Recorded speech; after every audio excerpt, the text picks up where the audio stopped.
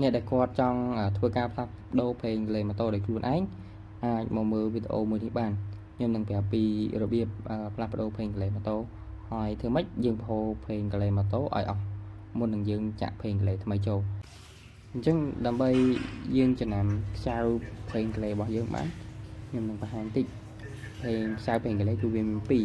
ខ្សៅមួយខ្លីនិងខ្សៅមួយទៀតវែងអញ្ចឹងខ្សៅវែងហ្នឹងគឺវានៅខាងក្រោមនៃកន្លែងប្ដូរភ្លេងកន្លែងរបស់យើងហ្នឹងនៅពេលដែលយើងមួលខ្សៅវែងហ្នឹងចេញភ្លេងកន្លែងរបស់យើងវានឹងហូរតាមហ្នឹងគឺយើងចំណាំបានថាវានៅខាងក្រោមនៃកន្លែងភ្លេងកន្លែងម៉ូតូរបស់យើងសម្រាប់ខ្សៅខ្លីវិញគឺយើងចំណាំបានថាវានៅខាងលើនៃកន្លែងភ្លេងកន្លែងម៉ូតូរបស់យើងហ្នឹងអញ្ចឹងអានេះយើងត្រូវមួលវាចេញដែរដើម្បីយើងចាក់ភ្លេងថ្មីចូលបានអញ្ចឹងណាហើយដើម្បីបង្ហូរឲ្យអស់យើងត្រូវមួលខ្សៅខ្លីមុនឬក៏ខ្សៅនៅខាងលើនៃភ្លេងកន្លែងរបស់យើងហ្នឹង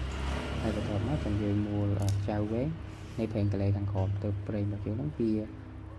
ហូរអស់ភ្លេងចាស់របស់យើងហ្នឹងហើយដើម្បីឲ្យភ្លេងចាស់របស់យើងហូរកាន់តែអស់ហ្នឹងទៅយើងអាចបង្វិលកង់ទៅមុខទៅក្រោយមួយជុំឬក៏ពីរជុំទៅដើម្បីវាឲ្យភ្លេងចាស់ហ្នឹងវាហូរមកអស់បានយ៉ាងហោចណាស់ក៏បាន 99% ដែរមុននឹងយើងចាក់ភ្លេងថ្មីចូល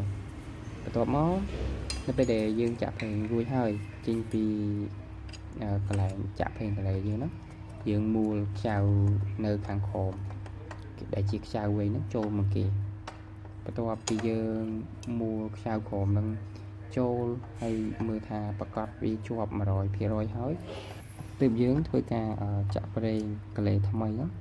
តាមរុនខាងលើឬក៏រុនខ្សៅខ្លីរបស់យើងហ្នឹង